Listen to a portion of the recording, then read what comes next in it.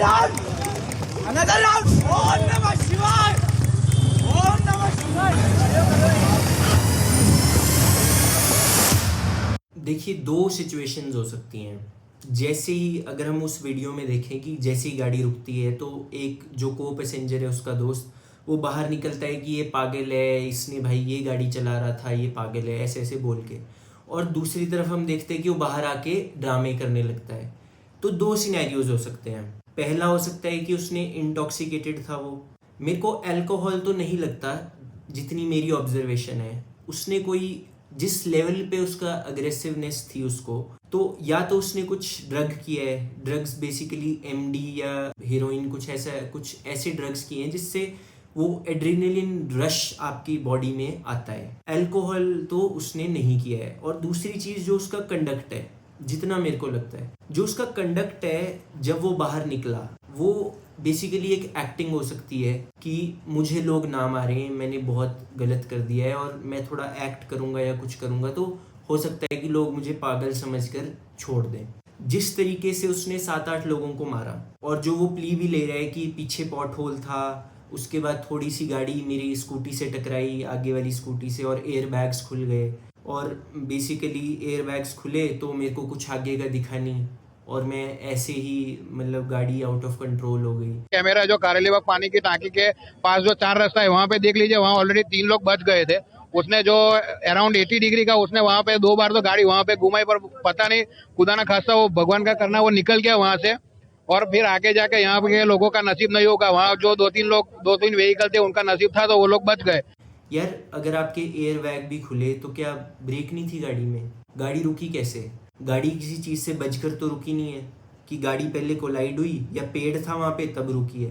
तब तो आप वो प्ली ले सकते थे। इतनी तो सेंसरी ऑर्गन्स आपके काम कर रहे थे कि अगर आप वो बाहर निकलने से पहले भी अगर आप देखेंगे ना तो उस बंदे को पकड़ रहा है। मतलब he is well aware of the thing कि उससे हुआ क्या है, और जिस लेवल पे उसका कंडक्ट है, वो कंडक्ट को अगर एग्जामिन किया जाए तो ही can be proved guilty of culpable homicide not amounting to murder. मैंने तो देखा है कि 8 से 9 लोग सोए हुए थे, उसमें से कुछ इंजर्ड थे, कितने मरे हुए वो तो मालूम नहीं है।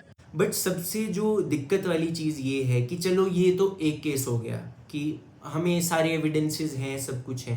आज के टाइम पे अगर किसी चीज़ की वीडियो ना बनाई जाए या किसी चीज़ की वीडियो वायरल ना हो, तब तक हमारी अथॉरिटीज़ विजिलेंट होती नहीं है, ना ही वो इतने इस लेवल पर इन्वेस्टिगेशन करती हैं।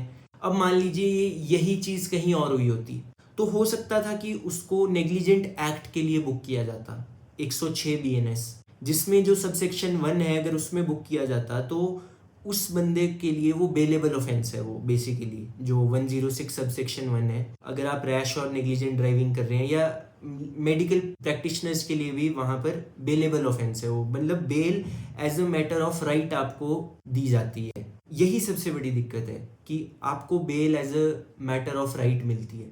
अब मान लीजिए अगर ये केस बाहर नहीं आया होता, उसकी सीसीटीवी फुटेज वायरल नहीं हुई होती, तो हो सकता था कि वो पुलिस इन्वेस्टिगेशन के दौरान वो नेग्लिजेंट एक्ट में इसको डाल देती और बेल पे बंदा बाहर छूट जाता, क्योंकि bail as a matter of right है। सबसे बड़ा लूप होल इंडिया के कानूनों में यही है कि डिग्री ऑफ नेग्लिजेंस को आपने पूरा ही नेग्लेक्ट कर दिया। ग्रेविटी ऑफ द ऑफेंस हमें देखना है, तो इस केस में हम क्यों नहीं देख सकते ग्रेविटी ऑफ ऑफेंस? आपने ऐसा प्रोविजन क्यों नहीं डाला कि बेल ये नॉन बेलेबल ऑफेंस होगा और bail should be granted to a person on the basis of gravity and degree of negligence? आप देखिए, नेग्लिजेंस कभी भी सेम नहीं हो सकती। 120 किलोमीटर की स्पीड पर जो बंदा गाड़ी चला रहा है और जो एक 50 किलोमीटर पर आवर की स्पीड पर गाड़ी चला रहा है, आप उसको सेम ही स्ट्रेट जैकेट फॉर्मूला से देख के सेम पनिशमेंट दोगे और उसको भी bail as a matter of right दोगे। आप हॉस्पिटल में गए, गलती से आपको कोई और इंजेक्शन लगा दिया, वहां पर हम समझते हैं कि it is a negligent act और degree of negligence is very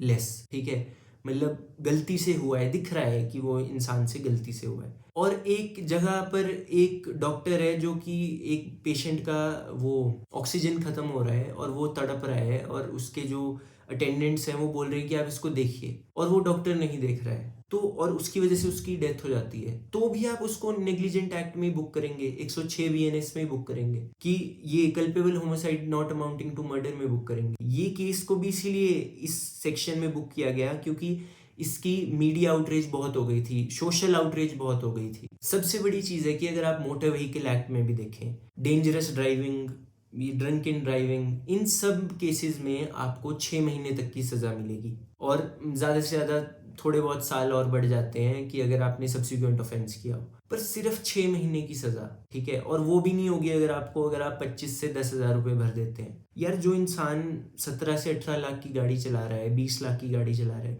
उसके लिए 25,000 बहुत बड़ी बात है। उतने की तो यार वो बॉटल पी के आया है जितने का तुम उसके ऊपर चालान लगा रहे हो। अभी तक हमने बात की कमीशन ऑफ द ऑफेंस की, कि मतलब कोई क्राइम कमिट कैसे हो रहा है और लॉज में क्या दिक्कतें हैं। अब हम पोस्ट क्राइम की बात है, post commission of the offence की बात करते हैं। मतलब क्राइम कमिट हो गया है, अब जो लाइबिलिटी है वो स्टेट की है कि अक्यूज्ड को सजा मिले और विक्टिम को बेसिकली जस्टिस मिले। जस्टिस तो आज के टाइम में एक फेलिसी है, फॉल्स बिलीफ है। सबसे पहली चीज है, पहली प्रताड़ना जो एक विक्टिम के ऊपर होती है वो होती है अक्यूज्ड के द्वारा। किसी ने रेप किया किसी का, तो जो उसने वो पेन झेली, वो सब कुछ जो उसके साथ क्राइम हुआ, एक पेन वो है। दूसरी पेन वो है जो इंस्टीट्यूशन विक्टिम के ऊपर करता है। ये जो डिले ट्रायल है उसको हम सेकेंडरी विक्टिमाइजेशन बोलते हैं लॉ की भाषा में, कि एक तो प्रताड़ना है जो अक्यूज्ड आपके ऊपर कर रहा है, आपका रेप किया, आपके मतलब बॉडीली इंजरी दी आपको, वो तो अक्यूज्ड कर रहा है। दूसरी प्रताड़ना जो कर रहा है वो इंस्टीट्यूशन कर रहा है, वो बेसिकली स्टेट खुद कर रहा है। जो आपका संरक्षक है वही आपके ऊपर प्रताड़ना कर रहा है। जो आपको कंपनसेशन मिलनी चाहिए मोटर व्हीकल केसेस में, ये आपके मर्डर के केसेस में, रेप के केसेस में, डिसेबिलिटी के केसेस में, इन कॉम्पनसेशन में भी डिले हो रहे हैं। एक एग्जांपल है एक केस का, 25 साल के बाद उसको 3 करोड़ का अमाउंट मिला Punjab and Haryana high court के थ्रू। आप देखिए, इंश्योरेंस कंपनी आपके साथ केस लड़ेगी, ठीक है। कॉम्पनसेशन आप जो क्लेम ट्राइब्यूनल है अगर उसने अवार्ड भी कर दी तो आप अपील में हाई कोर्ट चले जाओगे। ऐसे ऐसे करके आप ऊपर तक जाते रहोगे। आप टोल टैक्स इतना ले रहे हैं, आप रोड टैक्स इतना ले रहे हैं, ठीक है, हर चीज का आप टैक्स ले रहे हैं एक इंसान से। अगर एक गरीब इंसान बिस्किट भी खा रहा है सुबह बैठ के साइड कोने में, उसको भी उसमें टैक्स देना पड़ रहा है। तो आप हर चीज में एक आम आदमी से टैक्स ले रहे हैं, बट आप रोड सेफ्टी इंश्योर नहीं कर सकते, आप स्ट्रिक्ट लॉज की एनफोर्समेंट को इंश्योर नहीं कर सकते, चाहे आम आदमी जितना भी तड़पे। इंडिया में बात होगी तो रिलीजन के ऊपर होगी, बात होगी तो इस चीज के ऊपर होगी कि यार हमें वो चीज तोड़नी चाहिए, हमें वो चीज खड़ी करनी चाहिए। ये तो वडोदरा का केस है कि यार चलो हाईलाइट हो गया और बाहर आ गया तो इन्वेस्टिगेशन अच्छे से होगी। मैं आपको ऐसे 10 केसेस गिना दूंगा जिन केसेस में अभी तक कुछ नहीं हो पा रहा है क्योंकि मीडिया की लाइमलाइट नहीं है उन केसेस में। आज के टाइम पे laws are for the poor. जो गरीब इंसान है उसको हर चीज के लिए मतलब आप प्रॉपरली उसके ऊपर लॉ भी अप्लाई होगा, सब कुछ अप्लाई होगा। बट ये जो ये सब बड़े बड़े लोग हैं या कुछ भी है, इनके पास अगर मीडिया में अगर ये मुद्दा हाईलाइट होगा तभी कुछ जस्टिस मिलेगा इंसान को। बाहर लोग डरते हैं ड्रिंक एंड ड्राइव करने से, इंडिया में लोगों के इतने क्यों हौसले बुलंद हैं? कहीं तो फेलियर है ना, चाहे वो इन्वेस्टिगेशन एजेंसीज का है, चाहे वो सरकार का है, चाहे वो कोर्ट्स का है, फेलियर तो है। 100 में से एक केस में अगर जस्टिस मिल रहा है तो हम वाह वाह कि यार बहुत बहुत बड़ी बात है। बट रियलिटी क्या है? ग्राउंड रियलिटी पर आओ। आज भी एक इंसान कोर्ट को अप्रोच करने से डरता है, सोचता है कितने साल तक हमें केस लड़ना पड़ेगा। क्या कड़े कानून लाकर हम इंडिया में रोड सेफ्टी इंश्योर कर सकते हैं? इस मुद्दे पर आपके क्या विचार हैं, हमें कमेंट सेक्शन में ज़रूर बताएं। अगर आपने हमारी वीडियो को यहाँ तक देखा है तो हमारे चैनल को सब्सक्राइब करना ना भूलें। जय हिंद, जय भारत।